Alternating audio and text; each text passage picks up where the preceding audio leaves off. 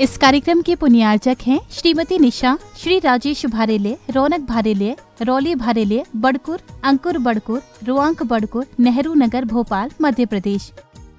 स्वर्गीय श्री विनोद कुमार जैन की पुण्य स्मृति में Shrimati Kusumlata Jain, Kapil Varsha Jain, Khushi, Sonvi, Vivan, Vipul Deepti Jain, Harshit, Neerav. Company Benson Polymers Limited. Doctor Dilip, Shrimati Suman Bobra, पुत्र एवं पुत्रवधू श्री अरविंद, श्रीमती प्रवीणा बोबरा, पौत्र नियम निर्वाण। बेटी एवं दामाद सोनल, अंकुर संगोई, दोहित्र अनीश केवल, अमेरिका निवासी। परम गुरु भक्त परिवार। स्वर्गीय श्री सुरेश जी जैन, धर्मपत्नी स्वर्गीय श्रीमती शिरोमणि जैन की स्मृति में श्री शशांक जैन, धर्मपत्नी श्रीमती कुमकुम जैन, पुत्र उमंग जैन, पुत्रवधू प्राची जैन, पौत्र निमित जैन, पौत्री अक्षता जैन, बेटी दामाद श्री अंकुर जैन, श्रीमती मानवी जैन, नातिन स्तुति जैन, अग्रिमा जैन, कृष्णानगर, दिल्ली। परम गुरु भक्त परिवार। श्री सुरेश जलान, श्रीमती रेणु जलान, श्री अभिनव जलान, श्रीमती पूजा जलान, श्री अभिषेक जलान, श्रीमती पल्लवी जलान, आहान, ईशान एवं Riyansh Jalan. Firm Carbon Resource Private Limited, Giridih, Jharkhand.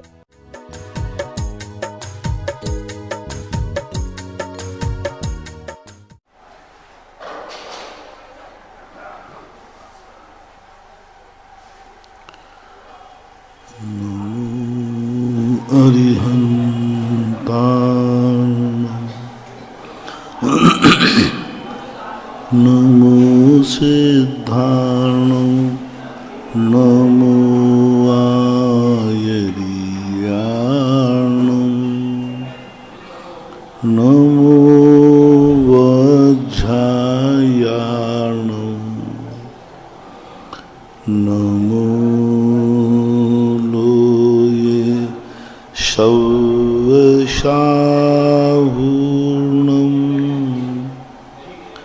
पंच परमेष्टि भगवान की जय। आचार्य श्री गुरुवर कुंद महाराज की जय। आचार्य श्री गुरुवर विद्यासागर महाराज की जय। परम पूजनीय निर्व्यापक श्रमण मुनि श्री सुधा सागर जी महाराज की जय। शुल्लक गंभीर सागर जी महाराज की जय। सभी श्रोतागण एवं जिज्ञासु पूज सभी को नमोस्तु करें।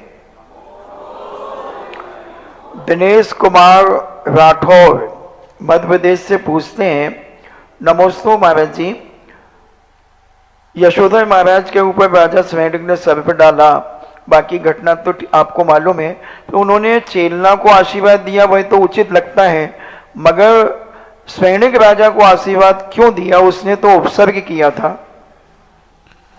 उसको आशीर्वाद में अलग अलग अर्थ होते हैं। उसको आशीर्वाद लिया धर्म लाभ भवतु, तू धर्मात्मा हो, धर्मात्मा का लाभ करो। दुष्ट जनों को, अज्ञानी जनों को आशीर्वाद दिया जाता है सद्बुद्धि भव, धर्म लाभ भव, तुझे धर्म की प्राप्ति हो, यानी तू धर्मात्मा बने, तत्व को समझे।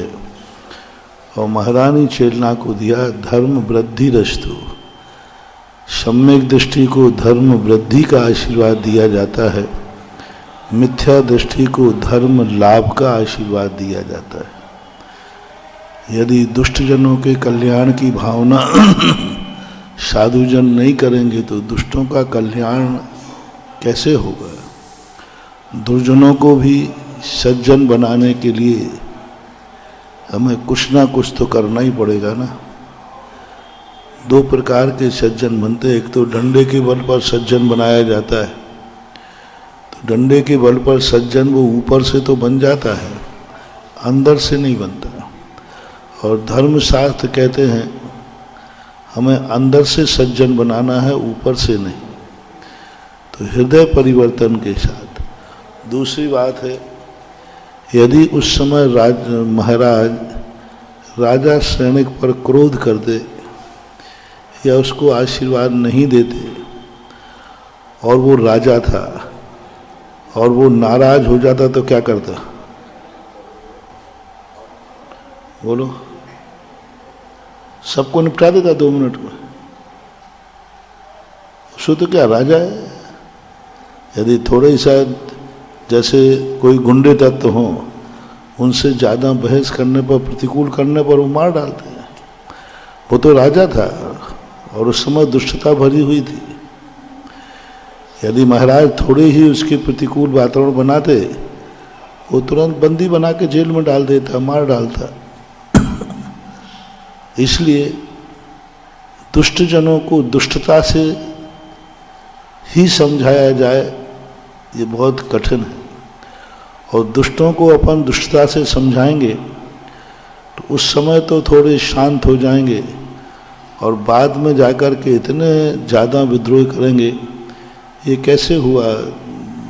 10 लाख क्षण पर्व में 700 मुनियों पर उपसर्ग आया। यही तो हुआ कि बलि आदि को उज्जैन में दुष्टता से समझाया राजा ने। वो गांठ बांध करके हस्तिनापुर में जाके उपसर्ग किया। इससे दुष्टों के साथ दुष्टता का व्यवहार करने से बैर बनता है, और बैर भवांतर में काम आता है। तो उनको तो युक्ति से किया जाता है। दुष्टों को समझा करके वात्सल भाव के साथ किया जाता है। समझ जाते हो। उसकी देखो महाराज की उस समता का परिणाम कितना हुआ। इतना दुष्ट, इतना विरोधी राजा महाराज की समता देख करके इतना प्रभावित हुआ कि सम्यक दृष्टि होकर के तीर्थंकर प्रकृति का वंद कर लिया। तो ये कलाएं होती हैं साधु संतों की, ऐसा मानना चाहिए। विजय जैन मुंबई से पूछते हैं, नमोस्तु महाराज जी, भगवान मुनि सुब्रतनाथ का कुछ लोगों ने शनि ग्रह से जोड़ दिया है, जो उनका रंग काला है मगर उनका तो नीला रंग है महाराज जी, और कहीं कहीं पर श्वेत पाषाण में मुनि सुब्रतनाथ भगवान को बिठाते हैं, तो यह उचित है क्या? इसमें 2 बातें हैं। पहली बात तो है कि नीला और काला रंग एक ही रूप में माना गया। नीला रंग कोई रंग ही नहीं है, 5 वर्ण होते हैं, और नीला और काला प्रायः काले का अंश उसमें ज़्यादा है, इसलिए कोई ज़्यादा अंतर नहीं है। जहाँ तक मूर्ति की बात रही, तो मूर्ति तद्रूप में ही बैठा ली जाए ऐसा कोई नियम नहीं है। सभी भगवानों को हम तद्रूप में बैठा ली नहीं सकते। आदिनाथ भगवान स्वर्णमयी कलर के हैं, तो अब सोने का कलर कहाँ से लाए? 16 तीर्थंकर कंचन वर्णी हैं, 2 गोरे 2 सांवरे, 2 हरिया 2 लाल, 16 कंचन वर्ण है, 24 भगवान। तो अब इनमें तो स्वर्ण वर्णी अब कहाँ से लाए? अब 16 तीर्थंकर हैं, लेकिन सभी की आदिनाथ आदि की सफ़ेद मूर्तियाँ बनती हैं, तो कलर का कोई विशेष नहीं है। और पारसनाथ सफ़ेद पाषाण में भी हैं, और आदिनाथ काले पाषाण में भी हैं। बहुत स्थानों पर मूर्तियाँ काले पाषाण की आदिनाथ की हैं, लाल पाषाण की भी आदिनाथ की हैं, देसी पाषाण की। तो कलर का मूर्ति में विचार नहीं किया जाता। वो जो शनि आदि का संबंध है वो उनके रंग से नहीं है, रंग से उनका कोई संबंध नहीं है। उनका संबंध है कुंडली से, उनके जो जन्म नक्षत्र आदि हैं वो, इस अपेक्षा से। यशवंत सिंगई जीएसटी ऑफिस से रिटायर्ड ललितपुर से पूछते हैं, नमोस्तु महाराज जी, दीवार में जब दरार पड़ती है तो दीवार गिर जाती है, परंतु पारिवारिक संबंधों में जब दरार पड़ती है तो दीवार खड़ी हो जाती है, तो इन दीवारों को खड़े होने से कैसे रोका जाए? दीवार जो खड़ी है वो दरार पड़ने से ज़्यादा खतरनाक है, क्योंकि दरार पड़ जाए तो उसकी तो वेल्डिंग होती है, लेकिन दीवार खिंच जाए तो फिर दोबारा जुड़ाव नहीं होता। फटी हुई दरार को जोड़ा जा सकता है, लेकिन खड़ी हुई दीवार को फिर कभी टूटा तोड़ा नहीं जाता है। तो ये जो कसाय बनती है दीवार टूट खड़ी होने वाली, ये अपनी कसायक भाव है आगे जाकर के एक व्यक्ति धीरे धीरे मेरे और तेरे का बंटवारा करने लग जाता है, तो अभी तो संसार का स्वभाव है, न आज तक रुका है ये, न आगे रुकने वाला है।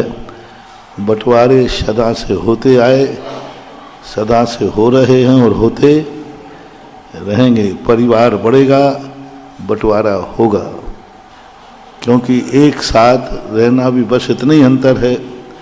बंटवारा निषेध नहीं है, बंटवारा तो होना ही चाहिए, क्योंकि जितना ज़्यादा परिवार बढ़ेगा, यदि वे सब एक ही स्थान पर, एक ही घर में, एक ही दुकान पर बैठेंगे तो व्यवस्था बिगड़ जाएगी।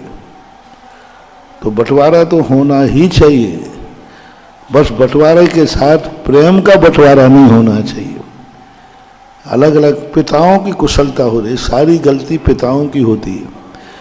पिता अपने जीवन में जितने बेटे होते हैं उनको उसी ढंग से सेटल करे कि अलग होना ही नहीं पड़े और अपने आप अलग हो जाए। कई भी पिता होते हैं अपने बेटे को अलग सेटल कर दे, भाई तेरा धंधा ये है, तेरा धंधा, दोनों में बराबर पूंजी है, और बड़े होते होते होते होते अपना अपना संभाल लेते हैं, दोनों को एक दूसरे की विकल्प नहीं होती।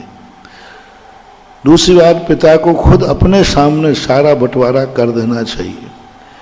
मान लो अभी मौत नहीं है, मृत्यु नहीं हो रही, तो भी बेटों का बंटवारा एक कोर्ट में नियम है कि पिता ऐसा बंटवारा कर सकता है कि मेरे जीते जी सब लोग एक साथ रहेंगे, मेरे मरने के बाद इस प्रकार का बंटवारा होगा, तो जब तक जीवित हैं इकट्ठे रहो, जब बांटोगे तब बंटवारा कर सकते। इससे प्रेम बना रहेगा। पिता अपने सामने यदि बंटवारा करता है तो वो कुशल अच्छा माना जाता है, क्योंकि भाई भाई फिर झगड़ा कर लेते हैं। और बंटवारा उस समय कर दो जिस समय उनमें ज़्यादा समझ नहीं हो, ज़्यादा बुद्धि जिनकी चलने लग जाती है ना, फिर वो गड़बड़ है। और मेरी दृष्टि से पूछा जाए तो बंटवारा उस समय कर दो जिस समय इनका कान भरने वाली नहीं आए।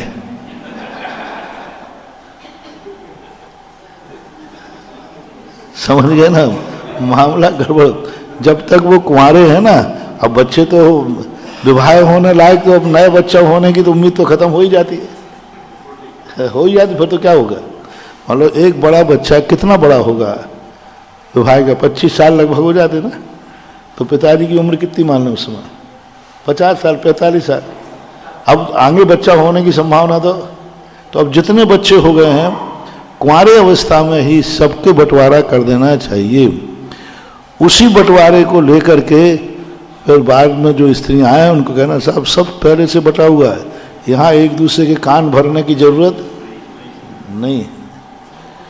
तो ये घर को किसी प्रकार से, और सबसे ज्यादा गड़बड़ी है बड़े आदमियों के। जितने ये बड़े आदमी होते हैं इनके बंटवारे खतरनाक होते हैं। संपत्ति बहुत होती है, भाई भाई का बैरी बनता है, कोर्ट केस होते हैं, एक दूसरे के प्रति इतना ज़्यादा बुरे भाव करते हैं, और कटा करना, वो खींचता है, वो खींचता है, वो अपने धन को छुपाता है, वो अपने धन को छुपाता है, बहुत होता है।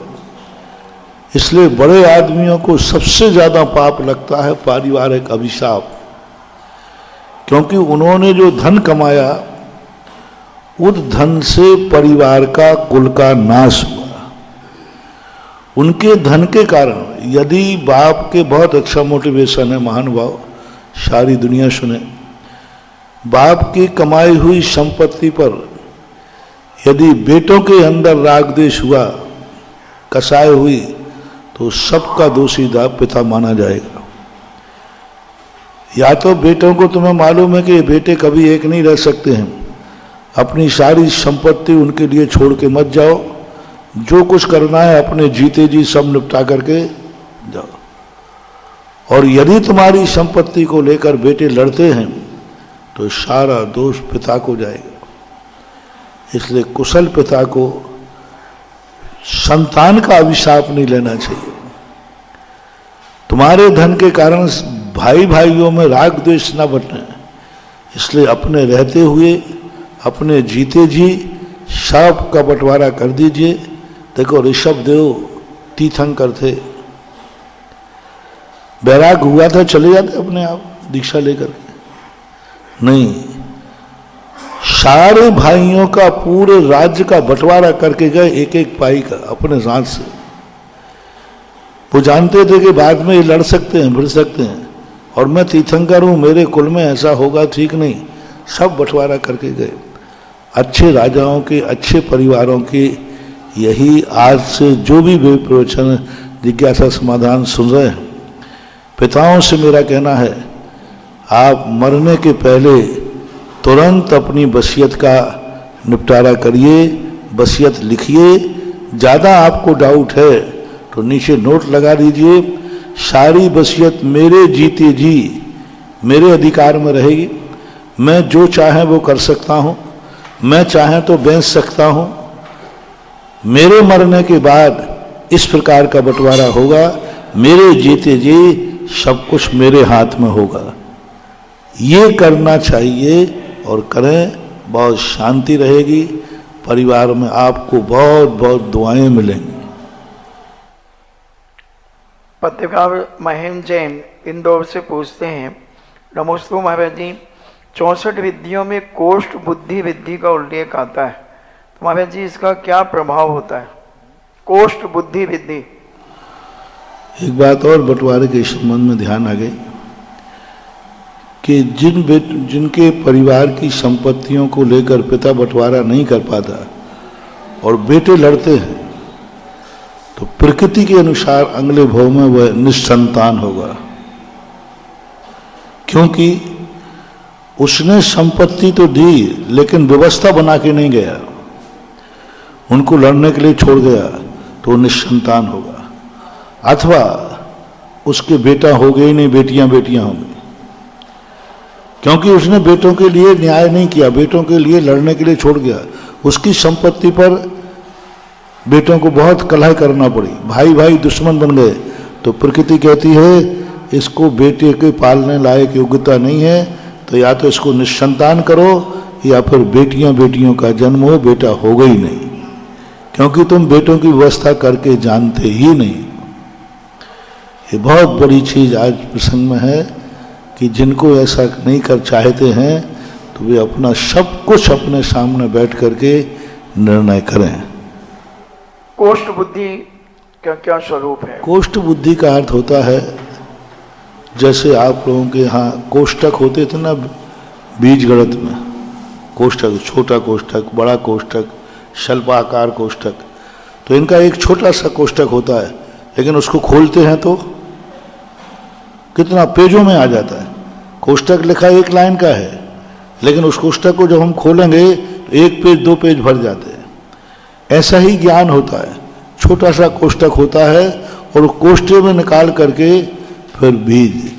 दूसरा अर्थ होता है, कोष्ठक का अर्थ होता है खोड़ा, जिसमें बीज रखा जाता था, बीज रखते थे, वो बीज रख के उसमें रख देते थे और जब मौका पड़े तब उसको निकालते थे, और उसका बीज इतना बड़ा होता था कि छोटे से कोठे में रखा हुआ बीज पूरे खेत को हरा कर देता है।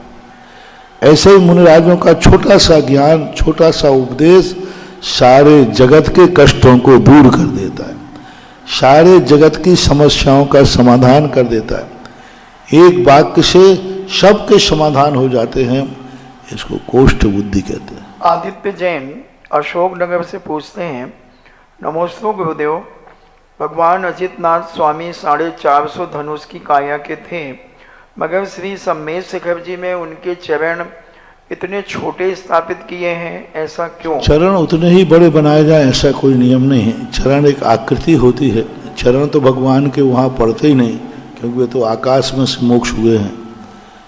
इंद्र एक अपने समीचीन रूप से एक चरणों की आकृति बना देता है। दूसरी बात है, बहुत समय लाखों करोड़ों वर्ष हो गए, वो चरण धीरे धीरे चरण को प्राप्त होते गए, बाद में लोगों ने अपने हिसाब से उसको जीर्णोद्धार करते गए, बनते गए, क्योंकि वो भी कृत्रिमित ही होते हैं और कृत्रिम चीज का एक ना एक दिन विनाश होता है। चलते हैं। जिज्ञासा समाधान के इस कार्यक्रम में जो पूरा भारत, पूरा विश्व देख रहा है, जिसको प्रसारित कर रहे हैं जिनवाणी चैनल, सुधा कलश चैनल, आदिनाथ चैनल, पूर्णोदय कुर्सियां डाल चैनल, करके सामने नहीं बैठना, साइड से बैठ। और इस जिज्ञासा समाधान के अंतर्गत आपका सम्यक दर्शन मजबूत होता चला जा रहा है। और मुनिश्री ऐसे ऐसे मंत्रों आपको दे रहे हैं जिसके लिए आप कहाँ कहाँ भटकते रहते हैं। अष्टप्रार्ति हारों के माध्यम से उनकी विशेषता बताते हुए उसको मंत्र के रूप में इस्तेमाल करते हुए अपने जीवन का संस्कार कर सकते हैं आप जाकर के। आइए चलते हैं पहली जिज्ञासा लिए हुए, जिनका सम्यक दर्शन मजबूत करने का इरादा है। श्री विवेक जी अपनी जिज्ञासा के साथ खड़े हो जाएं और उनको उसके बाद तैयार रहेंगे अनूप जी 205 आनंदपुरी कानपुर। माइक दे देना भैया।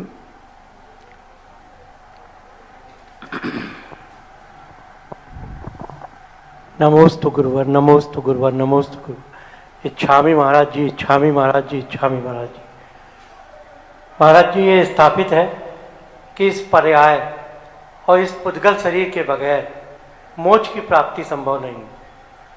दूसरी तरफ जब हम इस जीव यानी कि आत्मा के उत्थान के लिए कोई भी संयम धारण करते हैं या मुनि चर्या धारण करते हैं या इसके उत्थान के लिए जो भी तप करते हैं, उसमें अल्टीमेटली सारा कष्ट हर तरह से शरीर को उठाना पड़ता है।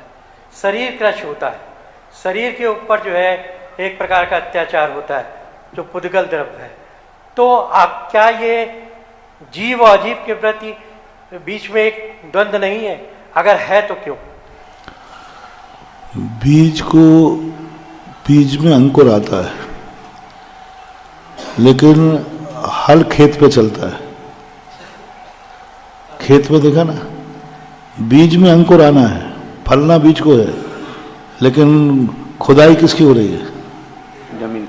हल किस पे चल रहे हैं? जमीन। ट्रैक्टर किस पे चल रहे हैं? साल भर अत्याचार कौन सहन करता है? खेत। पूरे जितने बार भी उसको खेत को कर, तो ये प्रकृति का नियम है कि जिस निमित्त से कोई वस्तु की उपलब्धि होती है उस निमित्त को तदयोग बनाया जाता है। बीज में अंकुर आना है, उसको कोई कष्ट नहीं दिया जाता है, वो तो भंडारे में रखा रहता है। जिस दिन आया सीधा बो दिया। जिसमें बोया जाता है सारे कष्ट उसको उठाना पड़ते हैं। ऐसा ये शरीर है, शरीर में आत्मा रहती है और आत्मा को, इस शरीर को आत्मा के योग्य बनाना। शरीर को कष्ट नहीं दिया जा रहा है, शरीर को आत्मा की शुद्धि के योग्य बनाना। तो योग्य बनाया जाता है, शरीर को कष्ट होता नहीं है। शरीर कभी कष्टदायक कष्ट नहीं होता, क्योंकि ये तो पुद्गल रूप होता है। कष्ट होता है हमारे संबंध को कष्ट होता है, शरीर को कष्ट नहीं होता। हमारा जो आत्मा के साथ संबंध है, यह संबंध हमें दुखदायी होता है। कोई दुनिया में लोग मरते रहते, हमें कोई आंसू नहीं आते, लेकिन अपने घर में मरता है तो मरने के आंसू हैं कि संबंध के आंसू हैं? संबंध टूट गया, व्यक्ति मर गया, उसका आंसू नहीं है। हमारा जो संबंध था वो संबंध टूट गया, उसके आंसू होते। इसी प्रकार शरीर के साथ जो हमारी ममत्व बुद्धि होती है, उस ममत्व बुद्धि के कारण कष्ट तो आत्मा को ही होता है, संक्लेश आत्मा को ही होता है। शरीर को कष्ट होता तो मुर्दे को भी कष्ट होना चाहिए। हाँ, शरीर के माध्यम से कष्ट होता है, शरीर निमित्त बनता है, लेकिन आर्त ध्यान, रौत ध्यान शरीर नहीं करता, आत्मा ही करती है। आत्मा को ही आर्त रौत ध्यान होते हैं, लेकिन शरीर के निमित्त से होते हैं। अब उस शरीर की सुरक्षा करना, खेत की सुरक्षा करना, वो सब अपन को लग रहा है कि खेत को कष्ट दिया जा रहा है। नहीं, खेत को बीज बोने के बाद फसल के आने के योग्य बनाया जा रहा है। अब उस पर हल तो चलेगा। इसी प्रकार शरीर को जो अपन कष्ट दे रहे हैं, इस कष्ट दिए बिना ये शरीर मोक्ष के देने लायक के परिणाम नहीं बना पाएगा। इसलिए हमें खेत के समान इस शरीर को कष्ट देना पड़ते हैं, क्योंकि ये प्रक्रिया ही प्रकृति ने बनाई है, हमारे हाथ में नहीं है। प्रकृति के हाथ में है। अनूप जी, इसके बाद तैयार रहेंगी श्रीमती मंजू जैन, गुमटी नंबर 5। गुरुदेव के चरणों में त्रिवार नमोस्तु नमोस्तु नमोस्तु। पूज्य छुल्लक जी के चरणों में त्रिवार इक्षामि इक्षामि इक्षामि। गुरुदेव, 24 तीर्थंकर एक समान होते हैं, लेकिन कुछ श्रावक जनों ने उसमें अपनी प्राथमिकता बना ली है कि ये हमारे शांतिनाथ हैं, हमारे मुनि सुब्रतनाथ हैं, हमारे पाशनाथ हैं, और जब भी कोई धारा या शांति धारा करते हैं तो कोशिश करते हैं हम उन्हीं पे करें। तो इसके करने से कुछ बंद का कारण भी बनता है क्या महाराज जी? सभी मनुष्य बराबर हैं, लेकिन हर मनुष्य का नेचर एक समान नहीं है। हर व्यक्ति का नेचर भिन्न भिन्न होता है। सभी के शरीर में खून एक सा है, लेकिन ब्लड ग्रुप एक सा नहीं है। खून तो सबका है ना, लेकिन ब्लड ग्रुप अलग अलग। क्यों? जब खून तो सब एक समान है।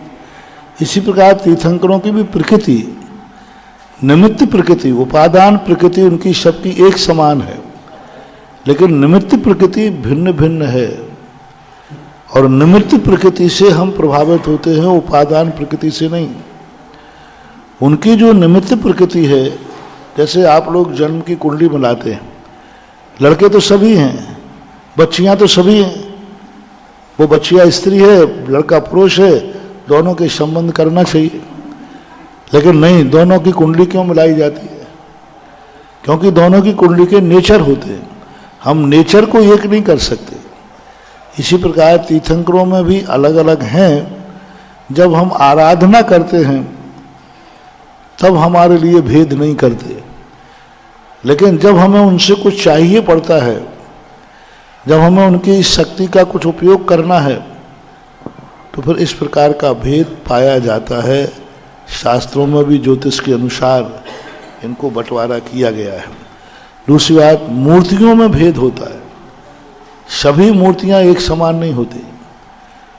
वही महावीर जी के महावीर स्वामी हैं, वहीं आपके मंदिर में भी महावीर स्वामी हैं। महावीर स्वामी तो एक ही थे, लेकिन सभी मूर्तियां एक समान नहीं हैं। हर मूर्ति का नेचर अलग अलग है, क्योंकि मूर्ति का नेचर जो है पाषाण के ऊपर आधारित है। सभी पाषाण एक समान नहीं होते। सभी पत्थर हैं, लेकिन सभी पत्थर का नेचर एक समान। पन्ना भी पत्थर है कि नहीं?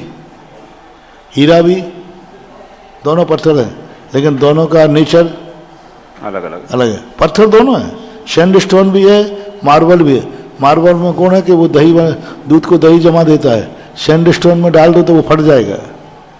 तो अब पत्थर होकर के भी मूर्तियों कैसे पत्थर की बनी, किसने बनवाई, बैठालने वाला कौन था, सूर्य मंत्र किसने दिया, इन सब का प्रभाव मूर्ति पर पड़ता है।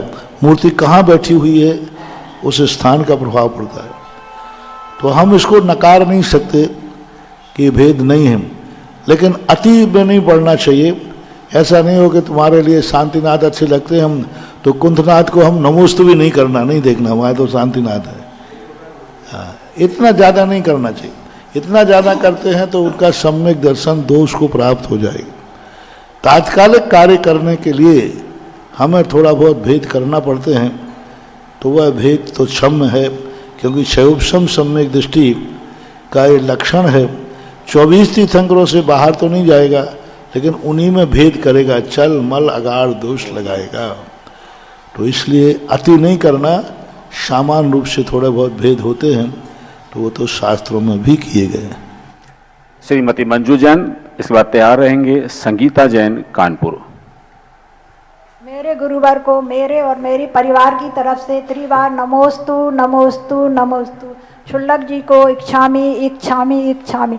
महाराज जी, मेरा प्रश्न है तत्तार सूत के 8वें अध्याय से है, मिथ्या दर्शन प्रति प्रमाद कषाय योग बंध हेतुआ। प्रमाद में जब कषाय आ जाती हैं तो एक कषाय अलग से क्यों दी गई है? प्रमाद की कषाय की एक अलग क्वालिटी हो जाती है। कषाय की जब तीव्रता बढ़ती है, उस समय प्रमाद अलग से प्रकट होता है। अविरति भी कोई चीज नहीं, अविरति भी कषाय ही है, चारित्र मोहिनी का भेद है, लेकिन वो अलग स्वभाव वाला हो जाता है। कषाय, अकेली कषाय जब रहती है तब उसका स्वभाव अलग है, और प्रमाद के साथ होती है। प्रमाद यानी इस सीमा के बाद यदि व्यक्ति क्रोध करेगा तो वो प्रमाद की कोटि में आएगा, वही कषाय। इस सीमा के बाद यदि रहेगा तो बात ओरिजिनल कषाय मानी जाती है। कषाय में क्रोध में प्रमाद आ जाना, क्रोध आ रहा है, देखना, प्रमाद देखना, क्रोध आ रहा है, गुस्सा आ रहा है, सामने वाले को मारना है, सामने वाले को मारना, और मारते मारते इतने जोर से गए कि नीचे नहीं देखा, ऊपर नहीं देखा, स्वयं ठप्पा ठा के गिर गए। अब क्रोध में क्या कर दिया, मार ही देते हैं। तुम उसका सिर फोड़ने गए थे, तुमने अपना खुद फोड़ लिया, क्योंकि तुमने ऊपर देखा ही नहीं। गुस्से में आकर तुम दौड़े और जाके चौखर से तुम्हारा सिर टकरा गया, तो ये कहलाता क्रोध था। क्रोध तुम्हारा था बाकायदा, उसको मारना है, लेकिन उस क्रोध में इतनी भूल कर गए कि उसका सिर फूटने के पहले ही स्वयं का सिर, ये प्रमाद है। सावधानी नहीं रखी ना हमने, हम क्रोध में इतने अंधे हो गए कि ये भी नहीं देख रहे कि सामने गड्ढा है, ये भी नहीं देख पाए कि ऊपर चौखट है। तो ऐसे कई काम हो जाते हैं। क्रोध आता है व्यक्ति को, क्रोध तो ये भी नहीं देख पाता, उठा के टीवी फोड़ दिया। अरे भाई कल ही तो नया खरीद के लाया था। तो अब गुस्सा तो आया, लेकिन उस समय ये भूल गया कि नुकसान कितना हो रहा है, तो इसको प्रमाद बोलते हैं। नमोस्तु महाराज जी, नमोस्तु। श्रीमती संगीता जैन, इसके बाद तैयार रहेंगी श्रीमती आभा जैन, कानपुर। नमोस्तु महाराज जी, नमोस्तु महाराज जी, नमोस्तु महाराज जी, इच्छा भी महाराज जी। महाराज जी, जब भगवान का मोक्ष होता है तो सारा शरीर कपूर की तरह उड़ जाता है, नाखून और केश शेष क्यों रह जाते हैं? क्योंकि उनमें आत्मा का प्रदेश नहीं होता। अपने लोगों के देखो नाखून और बाल है ना, इनमें आत्मा के प्रदेश नहीं है। बालों को कष्ट होता है क्या, ऊपर के बालों को, इनमें जीव नहीं है। नाखून भी अपन काटते देते हैं, काट देते ना, चमड़ी काटोगे तो दर्द होगा। इसमें आत्मा के प्रदेश नहीं होते हैं, इसलिए वह नहीं उड़ते हैं। जहाँ तक आत्मा के प्रदेश होते हैं वह शरीर उड़ जाता है, नख और बालों में आत्मा के प्रदेश नहीं है, इसलिए वो छूट जाते हैं। आइए, इसके बाद में आभा जैन, तैयार रहेंगे संजय जैन, आरबीआई। नमोस्तु गुरुदेव, नमोस्तु गुरुदेव, नमोस्तु गुरुदेव। इक्षामि छुल्लक जी, इक्षामि छुल्लक जी, इक्षामि छुल्लक जी। महाराज जी, मनुष्य गति में तो आयु का बंध होता है, तो क्या देव गति, त्रियंच गति और नरक गति में भी होता है? सब जगह, सभी जगह सभी बिना आयु बंध के बिना कोई भी गति नहीं होती, सभी में होता। नमोस्तु गुरुदेव। संजय जी, इसके बाद तैयार रहेंगे आमोद जी, कानपुर।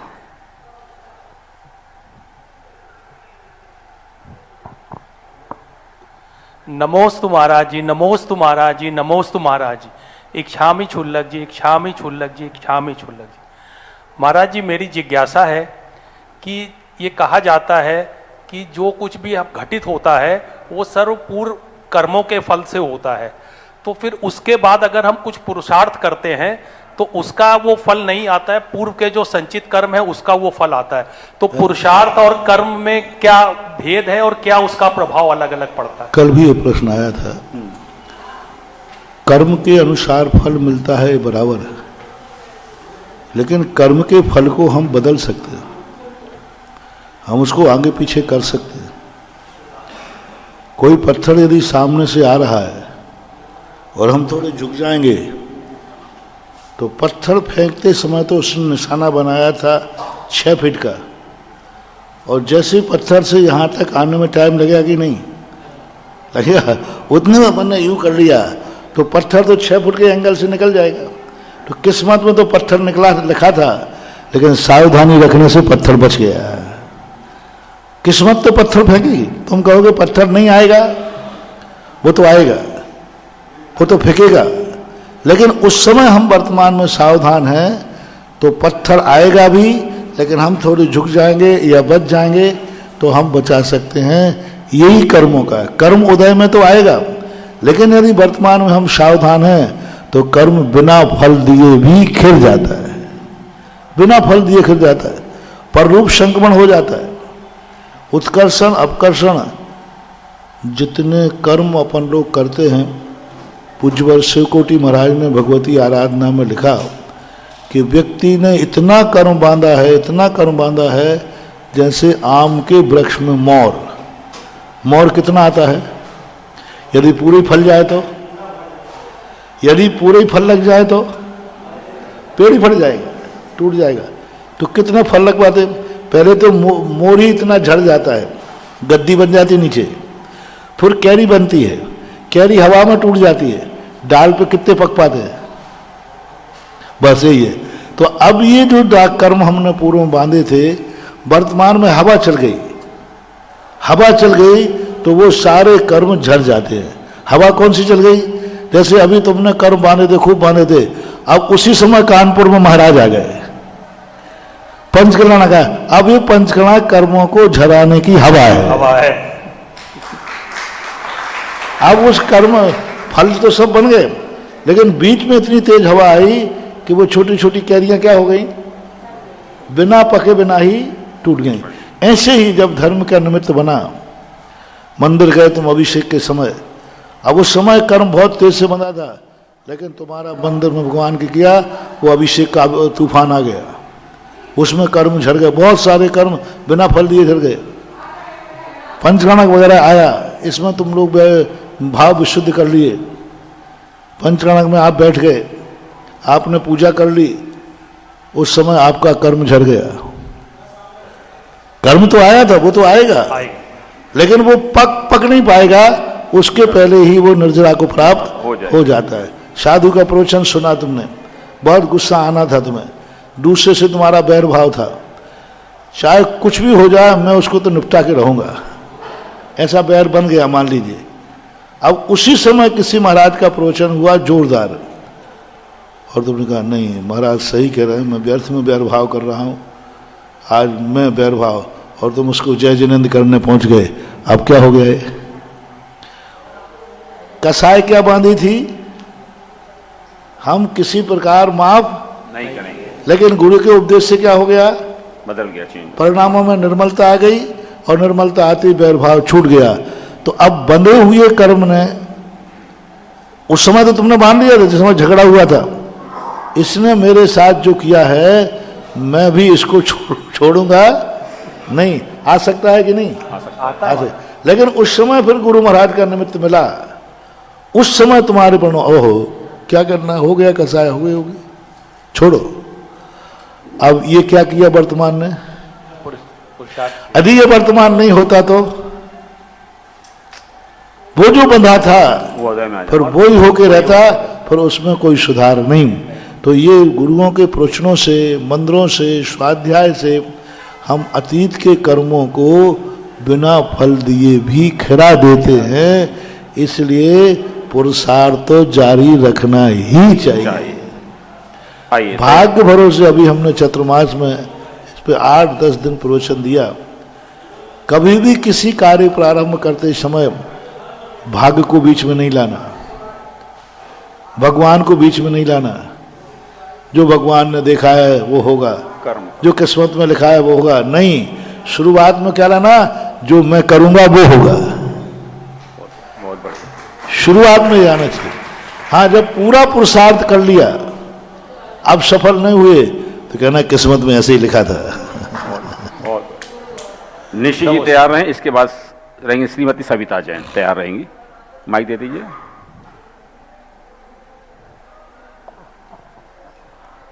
गुरुवर के चरणों में नमोस्तु नमोस्तु नमोस्तु, चुल्लक श्री के चरणों में इच्छामी इच्छामी इच्छामी। महाराज श्री, मुझे ये पूछना है, जैसे हम अभी पंच कल्याणक होने वाला है, तो हम पांचों कल्याणक बहुत धूमधाम से मनाते हैं, और अब नॉर्मल कोर्स में हम जैसे मोक्ष कल्याणक तो मनाते हैं लाडू चढ़ा के, लेकिन बाकी 4 कल्याणकों को हम इतना अच्छे से नहीं मनाते, तो हमें कैसे मनाना चाहिए बाकी 4 कल्याणकों को? मनाने की इच्छा के ऊपर है। देखो, ओरिजिनल होता है, ओरिजिनल शादी और शादी का दिवस दोनों में अंतर आएगा कि नहीं, आएगा कि नहीं? अब ओरिजिनल तो ओरिजिनल होता है, ये पंच कल्याणक ओरिजिनल होते हैं। अब उसके बाद जो दिवस मनाए जाते हैं ये तो ठीक है, मना लें तो ठीक, नहीं मनाए तो कोई बात नहीं। और मनाना चाहें तो उसी प्रकार अपने गर्भ कल्याणक पंच कल्याणक की पूजा कर लें, पंचकर्ण का विधान कर लें, यही होता है उसमें। सविता जैन, इसके बाद तैयार रहेंगी श्री तैयार रहेंगे पंकज जैन। नमोस्तु गुरुदेव, नमोस्तु गुरुदेव, नमोस्तु। इच्छामी महाराज जी। महाराज जी, आचार्य श्री जी तो विशेषताओं के सागर हैं। ऐसी कौन सी एक विशेषता जिन्होंने आपको बहुत ज़्यादा उनकी प्रभावित किया? बड़ों की किसी एक विशेषता को मुख्यता करना, उनकी अनेक विशेषताओं को गौण करना, क्योंकि उनकी हर विशेषता एक से बढ़कर एक है, मैं किसे बताऊं। कहवत के 46 गुण गंभीर। हे भगवान, ये 46 गुण तो कहवे के हैं, आपके तो अनंत गुण हैं। तो गुरु की, और सुनो, देखो गुरु की महिमा में देखो, सारी बातें लिखता हुआ कवि सिद्धों की महिमा लिख दी, अरहंत भगवान की महिमा लिख दी, सबकी महिमा लिख दी, और गुरु की महिमा की बात आई तो लिखता क्या है? गुरु की महिमा वर्णी न जाए, गुरु नाम जपो। वो कहता मेरे बस की बात नहीं है। देखो भगवान की महिमा लिख रहा है भला आदमी, भगवान की महिमा आई तो लिख दिया, लेकिन जब गुरु की महिमा आई तो नहीं कर सकता, क्योंकि उनके उपकार इतने होते हैं कि उनके किसी एक पॉइंट को टारगेट करना अन्य पुराणों को गौण है। मुझे तो उनकी हर क्रिया बहुत श्रेष्ठ दिखती है, इसलिए। तो गुरुदेव की तो साधना उत्कृष्ट, उनके तो हर क्रिया सावधानी पूर्वक, फिर कर्म उनका पीछा क्यों नहीं छोड़ा? कर्म अलग चीज होती है, धर्म अलग चीज। धर्म को कर्म से मत जोड़ो। कर्म हमारे अतीत का किया हुआ अपराध है, और धर्म हमारे वर्तमान का पुरुषार्थ है, पुरस्कार है। धर्म हमारा वर्तमान की किए हुए कार्य का पुरस्कार है, और कर्म हमारे किए हुए पूर्व का अपराध है। तो कर्म को धर्म को बिल्कुल नहीं जोड़ना चाहिए। कर्म अलग चीज है। कर्म में अतीत में किए हुए, आप देखें आज तो अपन लोगों के पास कुछ भी नहीं है। चतुर्थ अधिकालीन में महापुरुष आदिनाथ भगवान को 7 महीने 8 दिन आहार नहीं मिला। क्या वो धर्मात्मा नहीं थे? क्या वर्तमान में उनका धर्म खोटा था? क्या वो सच्चे मुनि नहीं थे? बोलो। तो फिर कर्म क्यों नहीं गया उनका? वो तो प्रमाणिक मुनि थे ना, पक्का मुनि वो तो भावलिंगी मुनिराज थे, लेकिन उस समय भी उनके कर्म का उदय आया। सनत कुमार चक्रवर्ती को कुष्ठ रोग निकला, उसी तद्भव मोक्षगामी। अंजना हनुमान जैसे पवनंजय गर्भ में आए, उनकी माता को कितना दुख भोगना पड़ा। अब पवनंजय तो बेचारा बहुत अच्छे आदमी थे, व्यक्तित्व थे। तो कर्म अतीत के किए हुए क्या है, हम वर्तमान में धर्म की बात देखते हैं, लेकिन अतीत जब हम देखते हैं तो कहीं ना कहीं कोई ऐसी भूल पड़ जाती है कि वो भूल निधत्त निकाचित होकर के भी हम किसी भी दशा में चले जाएं, कर्म नहीं छोड़ता। अपराध करके कोई व्यक्ति मुनि बन जाए तो क्या उस पर धारा नहीं लगेगी? धारा तो लगेगी, धारा है, वो तो लगेगी। तो इससे उसका संबंध नहीं जोड़ना चाहिए। धर्म अपने आप में सर्वोत्कृष्ट सिंहासन है। उसी धर्म के माध्यम से हम इन कर्मों को निर्जरा कराने का प्रयास करते हैं। और ये कहो कि धर्मात्मा है इसलिए छोटे से कष्ट में निकल गया। बौद्धों के यहाँ एक बहुत अच्छी बात आती है इसी कर्म सिद्धांत के संबंध में, कि बौद्ध को एक बार कांटा लग गया। तो उनका शिष्य था आनंद, वो आश्चर्य, गुरुदेव मैं तो आपको भगवान मानता था, आप पर संकट आ ही नहीं सकता, क्योंकि आप तो सर्वश्रेष्ठ हैं, आप तो धर्मात्मा हैं, आप तो भगवान हैं, आप पर संकट आ ही नहीं सकता, और आपको संकट आया। इसका अर्थ, तो बौद्ध बोले इसका अर्थ क्या है? इसका अर्थ है कि आपका धर्म ठीक नहीं है। अब देखना शिष्य कहाँ जोड़ रहा है। बहुत हंसते हैं, बोले कहते भो अंत्यवासन, सुनो इसकी कहानी सुनो। अभी तुम्हारे मन में भाव आया, इतना सब लोगों को आता है, और धर्मात्माओं को कष्ट ज़्यादा आते तो लोग बहुत ज़्यादा व्यंग करते हैं, देखो बड़ा धर्मात्मा बनता है, देखो कितने कष्ट आ रहे हैं, अरे देखो भैया महाराजों को भी कष्ट आ रहा है, फिर काय का धर्म। तो ये बहुत बड़ी भूल है हमारी। तब बुद्ध कहते हैं सुनो, हमने असंख्यात कल्पकाल पहले एक बकरे को काटा था, एक बकरे को काटा था, वो कर्म मुझे बंधा था। अब मैं इस समय मैं साधु बन गया हूं, धर्मात्मा बन गया हूं, तो कायदा से हमने गर्दन काटी थी तो आज गर्दन मेरी कटना चाहिए। लेकिन मैं धर्मात्मा था तो गर्दन के स्थान पर तो पैर हो गया और कटार के स्थान पर कांटा हो गया। बोलो धर्म का फल क्या है? यदि मैं धर्मात्मा नहीं होता तो गर्दन कटती और तलवार से कटती, क्योंकि मैंने तो गर्दन काटी थी। तो अब धर्म ने प्रभाव क्या दिखा दिया कि तलवार को तो कांटा बना दिया और गर्दन को पैर बना दिया। तो बोलो धर्म ने, अब तुम कहो नहीं महाराज वो कांटा भी साफ करो, इतना तो गलत हो जाएगा। फिर अपराध का यदि कुछ भी दंड न मिले तो फिर लोग अपराधी हो जाए, ऐसा मानना चाहिए। धर्म कार्य में कभी भी संकट आता है ये मानना चाहिए, आना बहुत बड़ा था लेकिन छोटे में निपट गया। तैयार रहेंगे पंकज जी। महाराज जी एक ऑनलाइन जिज्ञासा आई है, धर्म और संस्कृति में क्या अंतर है? धर्म और संस्कृति, धर्म तो अहिंसा सत्य और ब्रह्मचर्य एक ही है, संस्कृति संस्कारों से बनती है, संस्कार धर्म से उत्पन्न होते हैं। धर्म हमें संस्कार देता है, संस्कार से संस्कृति बनती है। जैसे कोई व्यक्ति ने अच्छा कार्य किया तो अच्छा कार्य करने के बाद वो तो चला गया, उसका जब दूसरे ने अनुकरण किया तो वो संस्कृति बन जाती है। हमारे किए हुए कार्य पीछे के लिए प्रेरणा बनते हैं, वो संस्कृति है। और जिन कार्यों से हमारा स्वयं का कल्याण होता है वो संस्कार है। संस्कार में स्वयं का कल्याण है और संस्कृति से आने वालों का भी कल्याण होता है। पंकज जी तैयार हैं इसके? नमोस्तु गुरुदेव, नमोस्तु नमोस्तु गुरुदेव। हमारा प्रश्न ये है कि जब मन एकांत करते हैं तो कभी पार्श्वनाथ भगवान का होता है, कभी महावीर स्वामी का होता है, कभी किसी तीर्थंकर का होता है, तो कैसे मन को एकाग्र करें कि वो एक रहे?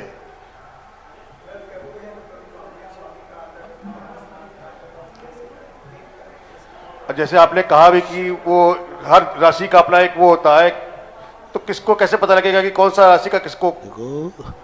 जिसको कुछ भी पता नहीं है, आड़म ताड़म कछु न जानम श्वेत वचन प्रमाणम, जिसको कुछ पता नहीं है वो जो भी कर लेगा वो वही हो जाएगा जो होना चाहिए। ये तो सब मस्त सी खुजली है बैठे ठाले, जब विशेष रूप से अपना बाकी कुछ नहीं है। जिस समय अपने आप में जिस भगवान के प्रति आप कर लो वही आपको फलदायी है, नुकसान तो किसी से है ही नहीं। हमारी एक ऑनलाइन जिज्ञासा आई है कि पांडव पुराण में आया है कि युद्ध हुए, युद्ध होने पे राजाओं का तो बैर समझ में आता है, लेकिन जो सैनिक थे क्या उन्होंने किसी भाव में अनुमोदना करी थी जो उनको कटना मरना पड़ा? सैनिक पना है, वो रक्षक होता है, इसलिए सैनिक कभी दुर्गति नहीं जाता। क्योंकि सैनिक चाहे पक्ष से लड़े चाहे विपक्ष से लड़े, चाहे हिंदुस्तानी सैनिक मरे चाहे पाकिस्तानी मरे, सैनिक की कभी दुर्गति नहीं होती, क्योंकि उसका मूल कार्य होता है राजा की आज्ञा मानना और राष्ट्र की रक्षा करना। राजा की गति दुर्गति होती है। राजा यदि गलत ढंग से लड़ रहा है तो राजा की दुर्गति होगी, सैनिक की नहीं। सैनिक तो एक आजीविका कर रहा है और देश की रक्षा कर रहा है।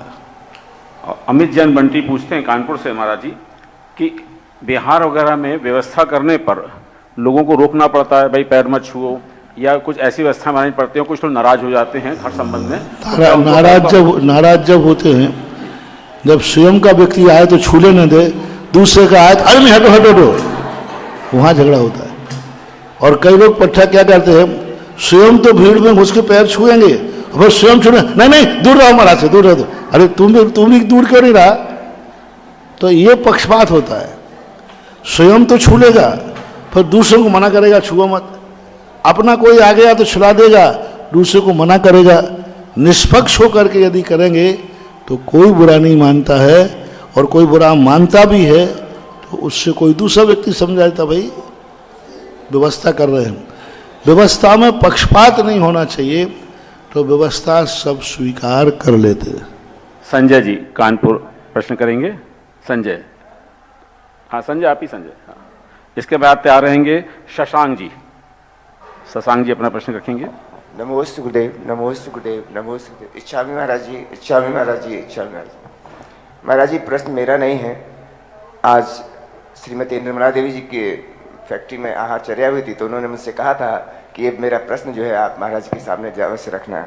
उनका कहना था कि महाराज जी हमारे यहाँ पंचकल्याण हो रहा है, बड़ी सभी लोगों को बड़ी उत्सुकता के साथ बहुत तैयारी कर रहे थे कि हाँ पंचकल्याण होगा, महाराज जी आ रहे हैं। लेकिन इसी बीच जो है कुछ ऐसी घटनाएं घटी कि बड़ी असमंजस ऐसी स्थिति हो गई कि आज हो रहा है, कल होगा कि नहीं होगा, 2 दिन का होगा, 3 दिन का होगा। तो उनका कहना था ये हमारे किस कर्म का ऐसा उदय था जिसकी वजह से हमारी ऐसी असमंजस वाली स्थिति पैदा हुई। कर्म का उदय तो है ही, इसमें क्या संदेह है। कर्म के उदय को तो अपन नहीं रोक सकते, लेकिन इतना देखो कितने कर्म के उदय के बाद भी कार्य समय से हो रहा है। समय से ये तो देखो, अरे सीधा रास्ता चलने वालों को यदि मंजिल मिल गई तो कौन सी बड़ी बात है, लेकिन भटकने वाले को मंजिल मिल जाए तो ये बड़ी बहादुरी की बात है। जहां ना होना बिल्कुल निश्चित था, बिल्कुल निश्चित था। पहली बात तो तुम्हारा नंबर ही नहीं था मेरी लिस्ट में। जैसे तैसे दिवाली पर नंबर आया पूज्य गुरुदेव की तरफ से। उसके बाद फिर जैसे ये स्थितियां बनी तो हमने भी कैंसिल करने के बाद, तो कुरावली के बाद सीधा निकलने का था। तो हमने सोचा कि चलो उधर कच्चा रास्ता है, सिंगल रास्ते हैं, चलो इधर से निकल सकते हैं और इनका पुण्य होगा। दो और अभी देखो 2 दिन पहले तक, बल्कि कल तो सब पात्रों का चयन इसलिए हुआ था कि आज तो वहां पर उनके गर्भ कल्याणक मनाया जा रहा होता है। अभी तो माता मरु देवी की गोद भराई चल रही होती। आज तो था ना 5 आज, तो आज तो वहां सब कुछ हो रहा होता, लेकिन अब चल गया। तो कर्म का उदय तो आता है, लेकिन सबसे बड़ी बात है कर्म के उदय के बाद जो फल मिलता है, संघर्ष के बाद उसका अंत हर समय होता है। बहुत बढ़िया, बहुत बढ़िया। नमस्ते। तैयार रहेंगी दृष्टि जैन, अपना प्रश्न रखेंगी दृष्टि जैन। इसके बाद में गुरुवर। नमोस्तु महाराज जी। महाराज जी मेरा प्रश्न, इसके बाद तो और ज्यादा समाज में उत्साह आना चाहिए, बहुत उत्साह आना चाहिए कि आने ये सीधा मऊ के पंचकल्याणक में जरूर कोई चमत्कार है। कितने विघ्न आने पर भी वो वही हो रहा है जब होना था। ये कहलाता है, ये कोई शक्ति है। इस पंचकल्याणक का एक अलग ढंग से अतिशय आएगा और आप सब देखेंगे और हम भी इसको बीच में बताएंगे कि ये क्या ताकत थी जो इतने संघर्षों के बाद भी इसने अपना स्वरूप नहीं बदला। महाराज जी मेरा प्रश्न ये है कि कई बार हम स्कूल में जो दोस्त होते हैं वो ये कहते हैं कि मतलब मजाक बनाते हैं, मतलब ऐसे बोलते हैं, तो उनको क्या जवाब देना चाहिए? जैसे जैनों के बारे में पढ़ते हैं तो वो अच्छा नहीं बोलते हैं, तो उन्हें क्या जवाब? देखो कोई भी व्यक्ति है, गंदा आदमी गंदा ही बोलेगा, लेकिन अपन को अच्छा व्यक्ति यदि गंदा बोलता है तब विचार करना चाहिए। गंदे लोग जो नहीं समझते हैं वो तो ऐसा बोलेंगे, महाराज तुम्हारे नंगे होते हैं, महाराज तुम्हारे ऐसे रहते, तो ये सब बोलेंगे क्योंकि अज्ञानी उतनी ऊंचाई तक नहीं पहुंच पाता है। उसके संबंध में अपन को ज़्यादा क्रोध नहीं करना। यदि समझदार हो तो समझा देना, नहीं समझदार हो तो कहना अज्ञानी अज्ञानी तो बोलेगी। उल्लू को सूरज का प्रकाश अच्छा नहीं लगता। सूरज जब निकलता है सब ये दुनिया खुशी मनाती है, लेकिन सूरज जब निकलता है तो उल्लू रोता है कि कहाँ अशुभ हो गया। प्रातःकाल सबको शुभ है, उल्लू को असमानता है। तो अब ये सब चीज़ें हैं, होती आई हैं, होती। डॉक्टर अनूप जी अपना क्वेश्चन रखेंगे। आ जाइए, दीजिए पीछे तो पंडित महोदय। और इसके बाद में महाराज जी आपका अन्य विहार। नमोस्तु गुरुवर, नमोस्तु गुरुवर, नमोस्तु। इच्छामि महाराज जी, इच्छामि महाराज। गुरुवर, एक ह्यूमन नेचर है कि हम जो दिखते हैं वो होते नहीं हैं। ये एक कॉमन सी चीज है, लेकिन हम जानबूझकर हम जो हैं वो न दिखाकर और ये कोशिश करें कि हम कुछ और हैं, तो उसका हमको क्या परिणाम मिलेगा? अंदर कुछ और बाहर कुछ दिखते हैं, यदि अच्छाइयों में आती है तो ये सभ्यता है। अकेले में व्यक्ति जब रहता है तो आप लोग हो, कम कपड़े में भी रहते हो, टावल भी लपेट लेते हो, लेकिन जैसे ही बाहर जाते हो तो आप कपड़े पहनते हो, तो ये सभ्यता में कहलाएगा, ये हमारा छल कपट नहीं है। बहुत सारी बातें हैं जो अंतर जगत से बाहर जगत में जब आता है तो व्यक्ति को व्यवहारिकता अपनाना चाहिए। रही बात दूसरे के ठगने की, दूसरों को दुख देने की, बात में जब मायाचारी करता है कि इसको ठगना है, इसको दुख देना है, और फिर अपनी चीज़ को बाहर से अलग दिखता है और अंदर से अलग दिखता है, वो कहलाता है हमें यहाँ छल कपट। सभ्यता में भी हमें छल कपट के लक्षण दिखते हैं। जैसे कि तुम्हारे कोई भी कार्य कर रहे हो, ऐसा कार्य कर रहे हो जो पिताजी के सामने नहीं करना चाहिए, और एकदम पिताजी आ गए, मान लीजिए कोई सिगरेट पी रहा है, एकदम पिताजी आ गए, उसने सिगरेट को छुपा दी, इसमें क्या माना जाए? सभ्यता या कपट? ये सभ्यता है। कार्य गलत है, लेकिन कम से कम पिता का आदर तो है, रिस्पेक्ट तो कर रहा है कि नहीं, ये कार्य पिता के सामने नहीं करना चाहिए। तो ये मायाचारी में नहीं आता। अब ये बात अलग है कि उसने जो छुपा लिया है उससे वो बच तो गया, लेकिन आखिर गलत तो गलत ही है, लेकिन एक सभ्यता का परिचय तो दिया उसने। आप मंदिर में आए तो आप मंदिर में बहुत शांत होकर बैठे, बहुत सब किया, तो घर जाकर के वैसे ही थोड़ी ना हो। 10 लाख क्षण पर में आप जैसे होते हो वैसे ही थोड़ी हो। तो ये कुछ चीज़ें ऐसी हैं जिनमें कोई वर्जित नहीं है, ये सभ्यता कहलाती है। लेकिन बस इतना ही देखना है, हमारे ऊपर बाहर के भेद से कहीं दूसरे को नुकसान पहुंचाने का भाव तो नहीं है। यदि नुकसान पहुंचाने का भाव है तो नियम से वो मायाचारी है, उस समय वो त्रियंश गति का बंद कर रहा है। इस प्रकार से जी का समाधान का कार्यक्रम संपन्न हो रहा है। महाराज जी का अनित विहार चल रहा है, उसकी कड़ी में काका देव से और IIT के बच्चे लोग आपका बिहार में रास्ते में पढ़ेंगे। वो आपके पाद प्रचारण की आज्ञा चाहते हैं, रास्ते में पढ़ेंगे, अंदर नहीं। IIT के बच्चे जितने हैं, जितने भी IIT बाहर पढ़ने आए, वो आपकी आज्ञा चाहते हैं। काका देव आइए आरती करते हैं। आरती के लिए तैयार हैं डॉक्टर अनूप जी, आ जाइए। विवेक जी, संजय जी, निशी जी आगे आ जाइए। आप लोग आरती प्रारंभ करेंगे। हाँ भैया, कैसी लग रही है? बोले सुधासागर जी महाराज की जय। नमोस्तु महाराज जी, नमोस्तु।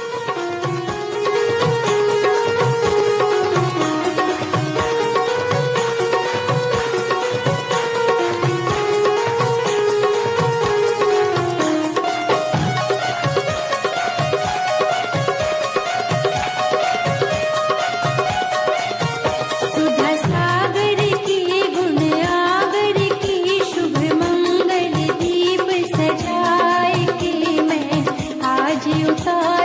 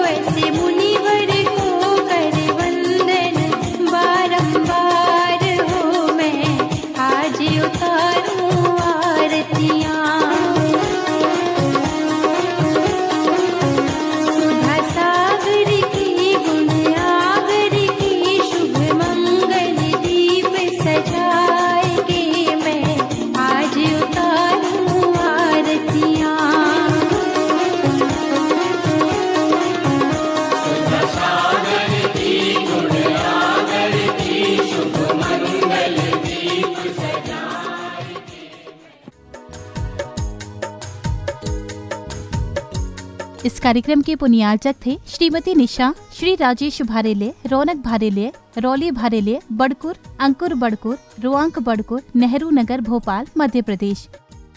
स्वर्गीय श्री विनोद कुमार जैन की पुण्य स्मृति में Shrimati Kusumlata Jain, Kapil Varsha Jain, Khushi, Sonvi, Vivan, Vipul Deepti Jain, Harshit, Neerav. Company Benson Polymers Limited. Doctor Dilip, Shrimati Suman Bobra, पुत्र एवं पुत्रवधू श्री अरविंद, श्रीमती प्रवीणा बोबरा, पौत्र नियम निर्वाण। बेटी एवं दामाद सोनल, अंकुर संगोई, दोहित्र अनीश केवल, अमेरिका निवासी। परम गुरु भक्त परिवार। स्वर्गीय श्री सुरेश जी जैन, धर्मपत्नी स्वर्गीय श्रीमती शिरोमणि जैन की स्मृति में श्री शशांक जैन, धर्मपत्नी श्रीमती कुमकुम जैन, पुत्र उमंग जैन, पुत्रवधू प्राची जैन, पौत्र निमित जैन, पौत्री अक्षता जैन, बेटी दामाद श्री अंकुर जैन, श्रीमती मानवी जैन, नातिन स्तुति जैन, अग्रिमा जैन, कृष्णानगर, दिल्ली। परम गुरु भक्त परिवार। श्री सुरेश जलान, श्रीमती रेणु जलान, श्री अभिनव जलान, श्रीमती पूजा जलान, श्री अभिषेक जलान, श्रीमती पल्लवी जलान, आहान, ईशान एवं Riyansh Jalan. Firm Carbon Resource Private Limited, Giridih, Jharkhand.